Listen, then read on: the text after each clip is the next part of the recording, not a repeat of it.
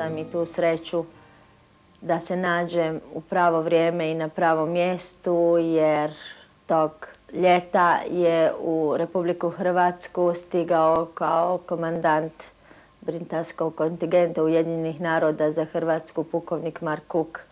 U to vrijeme sam ja puno surađivala sa nepalskim majorom Limbuom, koji nam je dosta pomogao u elektrifikaciji, u telefonizaciji, u prometu željeznicom i svim ostalim, tako da smo tog trenutka nas dvoje razgovarali o rješavanju tih problema i tih odnosa nas, njih.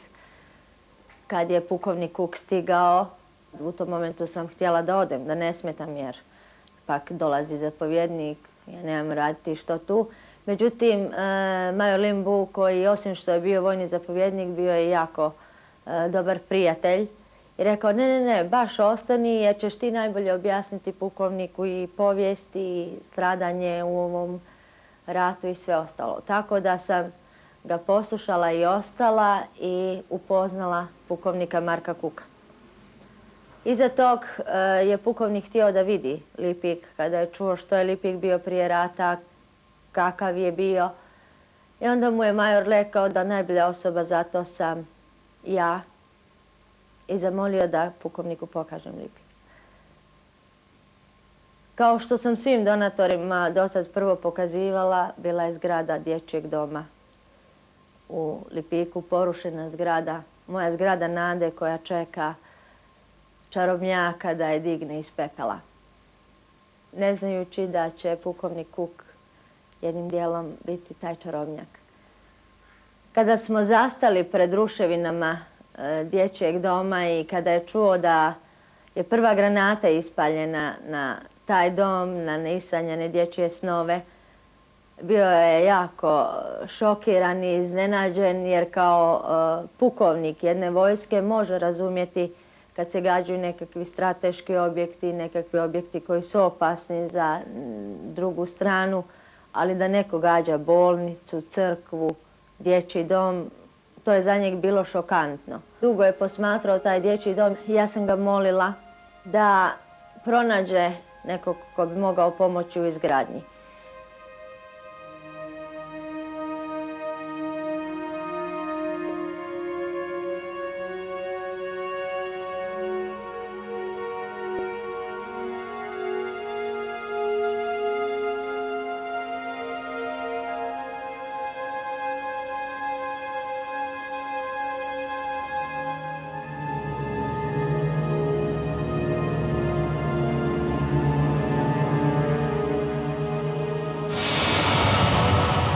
Krajem kolovoza moja bolest je uznapredovala s obzirom na teškoću življenja, nemogućnost pravilne ishrane i svega ostalog. Ja sam završila u bolnici. Nisam očekivala da bi me pukovnik Mark Cook posjetio. Došao je, dugo je stajao kraj kreveta i rekao je: šta da napravim, Bože, da mi ne uzmeš ovaj mladi život? Ja sam rekla, ako trebam reći posljednju želju, ja je imam. On je onako kroz nekakav tužni osmijeh upitao, a koja bi to bila posljednja želja? Da nađeš nekog i da završiš moje djelo, da vratiš toj djeci dom, da im se napravi i da se ta djeca vrate u Lipik. On je rekao, ne, neću nikog naći, to ćemo ti i ja napraviti. Ja ne znam, liječnik sam, koja bi terapija trebala biti toliko dobra. Uglavnom, ja sam za tjedan dana napustila bolnicu i mi smo posjetili djecu iz Lipika u Selcu, kod Crikvenica, gdje su ona bila evakuirana. I tu smo im izrazili našu želju da ćemo im sagraditi dom. Na pitanje jednog djeteta, Marka, a kad? A on je rekao za Božić. A s obzirom da sam ja ipak dobila nekakva iskustva u tim obećanjima i svim ostalom, ja sam pitala kojeg? On je rekao, pa ove godine. Tek tad Kad smo krenuli u taj posao, vidjeli smo koliko smo bili naivni da obećati djeci Božić te godine značilo je napraviti dom za 3-4 mjeseca, a gradnja doma je ipak trajala 18 mjeseci. Radili smo na 2 razboja. On sa inozemnim donatorima, a ja sa našom dijasporom diljem svijeta, od Australije do Novog Zelanda i gore Švedske, Francuske, Italije i tako dalje. Tako su bili zainteresirani i princ od Jordana i engleska ministrica baroness Choka i britanski veleposlanik koji nam je puno pomogao. Naša vlada koja je u taj projekat ušla sa 50%.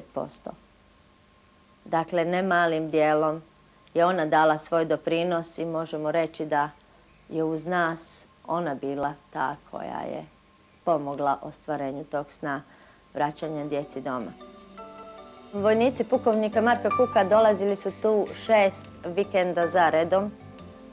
Došli bi u petak popodne, a odlazili nedeljom popodne. Obično ih je u grupama bilo od 12 do 18. Kako je ko imao slobodnog vremena, priključivao se grupama koje su dolazile tu. I po pričama gospodina pukovnika Marka Kuka, mi smo još više zavoljeli te ljude jer je on rekao na njegovo pitanje ko bi htio poći sa mnom u Lipik da čistimo te ruševine dječjeg doma da bi na tom mogli krenuti sa gradnjom novog. Svi su. Koje god u to vrijeme imao slobodno vrijeme, svi su pristali. I to su zaista bila fantastična druženja i pučana Lipika uveče kad bi oni imali taj svoj zasluženi odmor i masovno su se trudili da im na svakom koraku pruže gostoprimstvo i samih vojnika. Ja sam bila crvenkapica. Odnosno, majka i sestra koja je vodila računa da ne budu gladni, da ne budu žedni, gdje će biti smješteni. Osiguravali smo i smještaj u ovoj bolnici. Upoznavala ih s ljudima, želeći produbiti ta prijateljstva što više, objašnjavala ljudima ko su, što rade, njima objašnjavala ko smo mi, što smo, što želimo, kakvi smo. Tako da je tu izišla jedna prekrasna spona između njih i nas, a ja, crvenkapica. S obzirom da je gospodin pukovnik Mark Kuk bio direktor projekta izgradnje dječjeg doma u Lipiku i ljudi u Lipiku i ljudi koji su dolazili tu pitali su ga kakva je njegova uloga u tom dječjem domu i što misli dalje. Vezivali su budućnost dječjeg doma sa budućnošću gospodina pukovnika Marka Kuka, na što je on sam dao krasno objašnjenje jer je toliko dobro upoznao narod ove zemlje, njegovu borbu prvo za svoje dostojanstvo, a onda i borbu za život. On je sam odgovorio da dom je završen, dom ima svog ravnatelja i on se vraća u Englesku jer mu je prekrasno da zna da će taj dom i dalje imati svoju budućnost, svoju djecu,